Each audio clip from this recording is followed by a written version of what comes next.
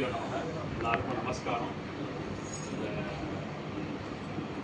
என்னோட அழைப்புக்கு இன்னைக்கு நீங்கள் எல்லாம் உங்களோட பர்சனல் ஒர்க்கெல்லாம் விட்டு வந்ததுக்கு என்னோட லயப்ரியா சார்பாக நன்றி கலந்த நமஸ்காரம்.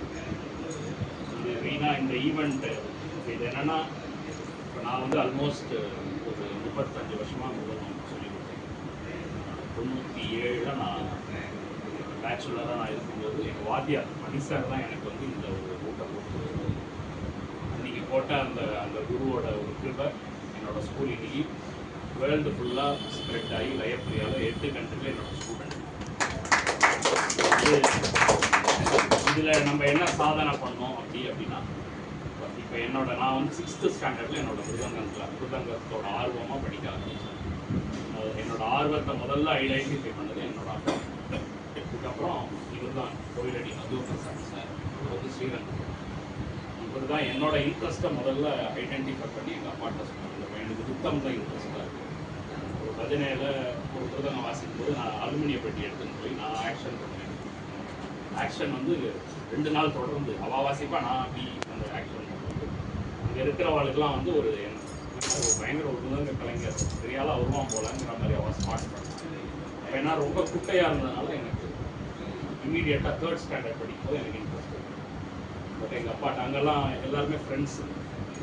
எப்படின்னா கோவில் ஏழை பண்ணப்போ வந்துருவான் ஸ்ரீரங்கம். அதெல்லாம் இந்த மாதிரி ஸ்ரீபான் வாங்கிலாம் இந்த மாதிரி நான் பெரிய வாய்ப்பாக தான் ஏழை பண்ணுறேன். அந்த மாதிரி தான் எங்கள் மதுவபிரசாத் தான் எங்கள் அப்பா ரொம்ப இப்போ எங்கள் அப்பாட்ட சொன்னால் இங்கே ஒரு 6th ஸ்டாண்டர்ட் வந்தவொடனே வித்யாதசமி இங்கே கூட்டிகிட்டே வந்துருக்கோம். அவங்கள்ட்ட அப்பாயின்மெண்ட்டே வாங்கினோம். நாங்கள் வேலைச்சித்திர வித்யாவா இந்த மாதிரி என்னோட ஜேர்னி 6th ஸ்டாண்டர்டில் ஆரம்பிச்சு. ஆனால் ஒரு வருஷம் தான் எங்களால் அங்கே இருக்குது.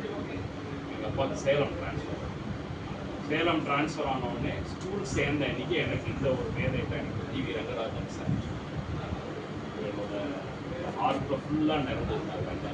இல்லைன்னா என்னோட முதல் வாழ்க்கை அவருக்கு பையன் மாதிரி தான். எனக்கு ஆக்சுவலாக ரங்கராஜன் சாருக்கு வந்து 4 பொண்ணு 3 பசங்க.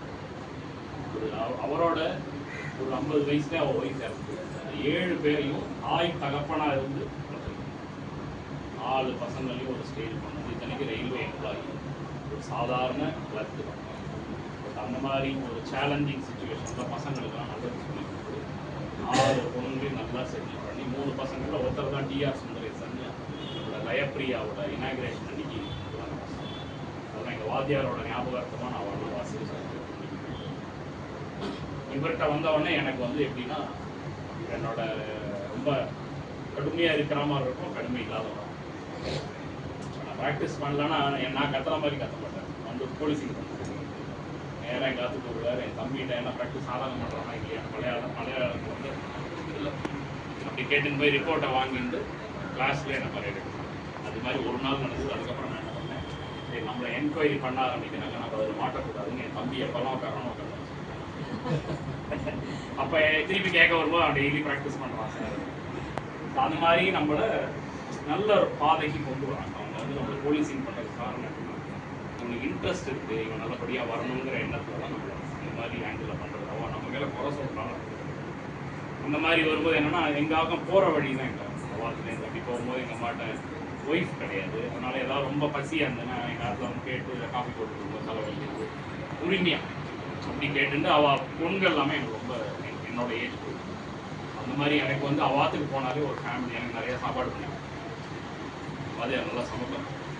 ரங்கராஜன் மாஸ்டர் நீ இங்கேயே சாப்பிட்டு போயிட்டுன்னு சொல்லிட்டு அவரோட கூட நான் நிறைய சாப்பிட்ருக்கேன். அந்த மாதிரி மகான் எனக்கு வந்து நிறைய நான் ஒரு மாதிரி நல்லா நீட்டாக வாசிக்கிறேன். நீட்டாக வாசிக்கும் போது என்ன பண்ணுறாங்கன்னா, எனக்கு ஆப்பர்ச்சுனிட்டியை தேடி கொடுக்குறேன். அந்த இப்போ நான் 7ஆம் கிளாஸ் 8ஆம் கிளாஸில் நான் மட்டும் தான் வாசிக்கிறேன்னா, எனக்கு பாடுறவாலும் அந்த ஏஜுக்கு கொடுக்குறாரு. அவளோட என்னை வந்து சிங்க் பண்ணுறேன். ஸோ அப்போ அந்த ஏஜுக்கு தகுந்த மாதிரி என்னால் கொஞ்சம் வாசிக்க முடியுது. ஆனால் என்னோட உள்ள என்னென்னா, நான் என்னோட நிறைய மேலே இருக்கிறவங்கள நிறையா ஃபாலோ பண்ணும்போது எனக்கு போகாதுன்னு ஒரு மைண்ட் இருக்குது. அப்போ என்ன பண்ணால் நான் என்னை ஸ்கேலப் பண்ணிக்கணும் அப்படிங்கும்போது அந்த ஏரியாவில் அவ்வளோ நாலேஜபிளாக பாடாந்திரன். உடனே அப்போ தான் பாம்பே சிஸ்டர்ஸ் அவர் வந்து மேடம் கோவிந்தராஜன் அவர் என் கை ரொம்ப பிடிக்கும். அவள் பாம்பே சிஸ்டர்ஸ் கச்சேரி முன்னாடி எங்கள் கச்சேரி அந்த 1 மணி நேரத்துக்கு இந்த பையன் யார் மண்ணா வாசிக்கிறாங்கன்னு என்கொயரி பண்ணி எங்கள் அப்பாவை மீட் பண்ண சொல்லி, சார் இவனெல்லாம் நீங்கள் மெட்ராஸ் அனுப்பிச்சி விட்டுருந்தோம், நான் பார்த்துக்கிறேன் அப்படின்னு 9ஆம் கிளாஸ்லேருந்தே துபத்தை போட்டேன். மெட்ராஸ் அனுப்புகிறோம் நீங்கள் சொல்கிறீங்க எங்கே போய் தங்குறதுன்னா நான் சாப்பாடு போடுறேன் சார். எங்கே கற்றுப்பான்னா நான் காரைக்குடி மணி சார்கிட்ட நான் இடம் வாங்கிட்டேன். இப்போ இவரை நான் ஃபாலோ பண்ணிட்டேன். அப்போலாம் நிறைய டிவியில் நிறையா இருக்கும். ஆனால் இவரெல்லாம் எப்படி பார்க்குறதுன்னு தெரியும். அவர் சொல்கிறேன் நான் இவனுக்கு நான் இடம் வாங்கி கொடுக்குறேன், நீங்கள் ஏன் கவலைப்படுறேன் பாருங்கள் எங்கே சிங்காக இருப்பார். ஸோ 12th முடித்த உடனேவே என்னை வந்து பார்க்குறாங்க கடன் கோவிந்த். அவர்கிட்ட நான் என்னோடய மார்க் ஷீட்டை எல்லாம் எடுத்துன்னு போயிட்டு எனக்கு காலேஜும் வாங்கி கொடுக்குறேன், அவர்கிட்ட சீட்டும் வாங்கி கொடுக்குறேன். இவர்கிட்ட வந்தவொடனே என்னென்னா இன்டர்வியூ வச்சுதாங்க. ஏன்னா அவர் பயங்கர பிஸி. நாங்கள் சேர்ந்த அன்றைக்கி அவர் பார்க்குறதுக்கே முழு அவ்வளோ பயங்கர பிஸியாக இருக்கும். அப்போ அவர்கிட்ட என்னென்னா பேசிக்ஸாக இருக்கிற ஆல்ரெடி. ஏன்னா அவர் டைம் கிடையாது.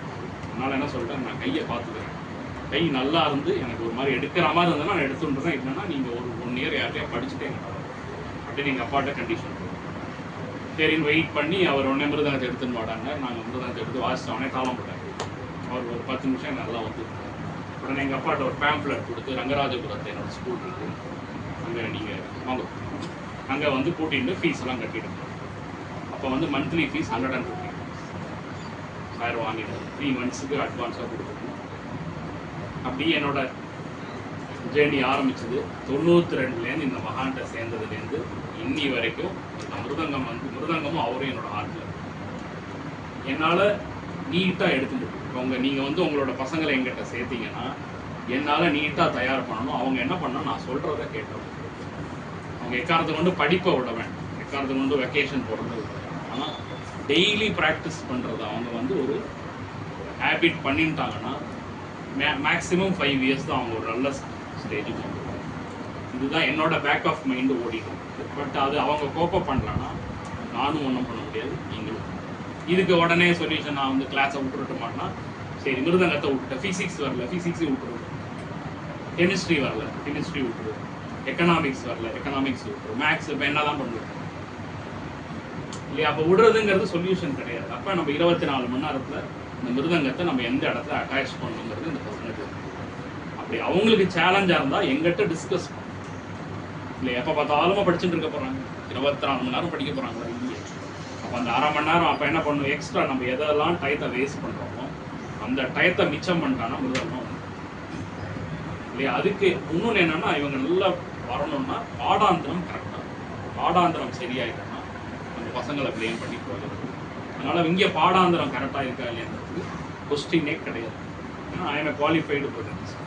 நான் 25-27 காம்படிஷனில் ஃபஸ்ட் ப்ரைஸ் வாங்கியிருக்கேன். சார்கிட்ட சேர்ந்து எல்லா இடத்துலையும் ஃபஸ்ட் ப்ரைஸ் தான், செகண்ட் ப்ரைஸ் கிடையவே கிடையாது.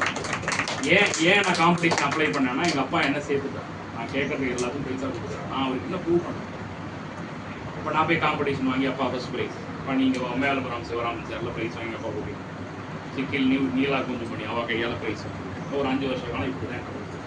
இப்போ நான் இந்த மாதிரி வாசம் இவர் என்ன சார் என்ன ஐடென்டிஃபை நல்ல ஒரு சத்தான ஸ்டூடெண்ட்டு, இப்போ இவனை அப்போ நல்லா ஃபோக்கஸ் பண்ணுறது என்ன அடுத்த லெவல் எனக்கு சொல்லிக் கொடுக்கும்போது சார்கிட்ட போனோன்னே எனக்கு என்னென்னா எனக்கு நாலேஜ் கிடைக்கும்.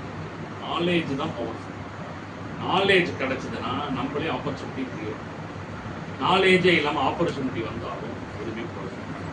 அதனால தான் அதாவது இவங்க இந்த பசங்க ஜாயின் பண்ணுறாங்கன்னா ஃபஸ்ட்டு 4 தாளம் எடுப்போம். 4 தாளத்தில் 4 காலமும் வீட்டில் வாசிக்கும் போது பகவான் அவளுக்கும் காது கொடுத்துருக்காரு, கண்ணு கொடுத்துருக்க, கை கொடுத்துருக்காரு. அவன் சொத்தையாக வாசிட்டு இருந்தானா அவனை எப்படி அந்த மிருதங்கத்தை அவன் ஏற்றுக்கிறான்னு எனக்கு தெரிஞ்சு. நானும் ஏந்து போக மாட்டேன், என்னால் போக முடியாது மிருதங்க. அப்போ என்ன பண்ணும், நறுக்குன்னு படிச்சுட்டு போயிடும். 1/2 மணி நேரம் டைமாக 1/2 மணி நேரத்தில் நல்லா அடித்து வச்சுட்டு போயிடும். மற்ற வேலையை பார்க்க இந்த சோம்பேறித்தனத்தை டெவலப் பண்ணிக்க கூடாது. சரி அதெல்லாம் ரைட்டு, இதெல்லாம் பண்ணி முடிச்சதுக்கப்புறம் என்ன பண்ணுறாங்க, ஹாஃப் இயர்லி ஆனுவல் எல்லாம் வந்தவொடனே பாடத்தை மறந்து போயிடும். சரி பாடத்தை மறந்து போயிட்டா யார் ஞாபகம் வச்சு? உடனே பேரண்ட்ஸ்கிட்ட இதை போய் கம்ப்ளைண்ட்டாக சொன்னால் சார் குழந்தை எல்லாம் அப்படி தான் இருக்கும், அவள் எங்கிட்டே ஆர்கியூமெண்ட் வர சில பேர் எல்லாரும் அவள் அப்படி தான் இருப்பா. சரி பேரண்ட்ஸை சொல்ல முடியும், சரி ஃப்ரெண்ட்ஸ்கிட்ட சொல்லலாம், இதெல்லாம் நீ கண்டுக்காது, அதெல்லாம் நீ மாட்டுக்கு சம்பாதிச்சுன்னு போயிட்டு